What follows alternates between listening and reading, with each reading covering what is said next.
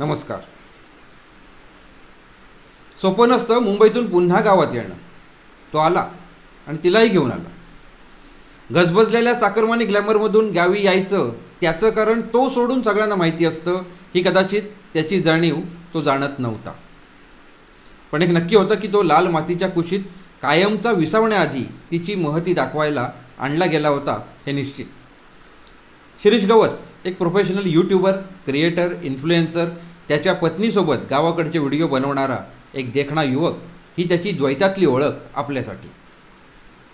त्याच्या निधनानंतर विविध लोकांनी त्यांच्या त्यांच्या परीने वाहिलेली श्रद्धांजलीची व्यापकता देखील त्याच्या सुस्वभावाची आणि निर्भेळ जीवन यशाची पावती होती. पण त्यासोबत प्रत्येकाच्या प्रतिक्रियेत एक अनामिक चुकचूक देखील होती. आणि ती चुकीची नव्हतीच हे त्याच्या विविध व्हिडिओ सादरीकरणातून स्पष्ट होते. मग ती अनामिक चुकचूक कसली होती हे जाणायचा आपण मौन राखत प्रयत्न केला तर ते मौन न दिसू शकणारी अनेक वादळं दाखवतं. 2019-20 शिरीषचं गावी येणं आणि त्यानंतरची त्याची कामगिरी थक्क करणारी आहे. पुन्हा गावात कशाला यायचं? हे काही चाकरमान्यांचं निवृत्ती घेऊन परतायचं वय थोडंच आहे. एक नोकरी गेली किंवा काही अडलं तर मुंबईत कचऱ्यासारख्या नोकऱ्या आहेत.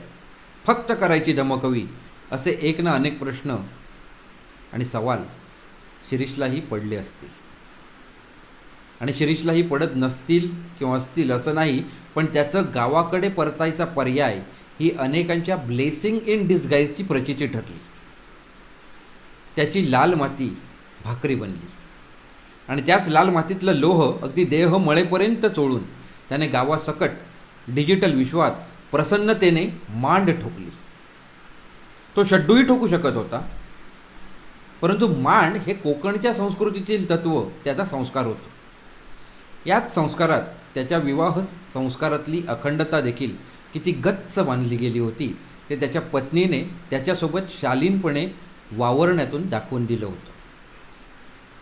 डिजिटल युगात स्ट्रेस बस्टर म्हणून नवरा बायकोच्या कुरबुरी, भांडणं, उणीधुणी काढणं किंवा लटक्या लागातील प्रेम, विनोद, भरपूर व्ह्यूज आणि ट्रेंडची आकडेवारी वाढवताना शिरीषचं त्याच्या पत्नीसोबतची साधी श्रीमंती दाखवणं देखील रेकॉर्ड ब्रेक ॲनालिटिक्स घडवू शकतं.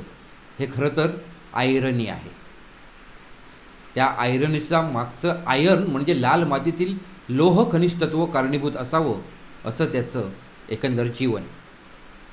त्याच्यात लोह होतं आणि त्याला कसलाच लोहा मनवावा लागला नव्हता किंवा त्याने कोणाशीही लोहा घेतला नव्हता. शिरीष गेला. इतकं भरगच्च देऊन गेला की साश्रू नयनांना ते कदाचित दिसत नसेल. कोकणच्या प्रत्येकाला त्याने लाल मातीच्या जगाची किमया दाखवून दिली. जवळपास 40 देशातील लोकांना त्याच मातीत असणारं शाश्वताचं हिरवे पण दाखवून दिलं.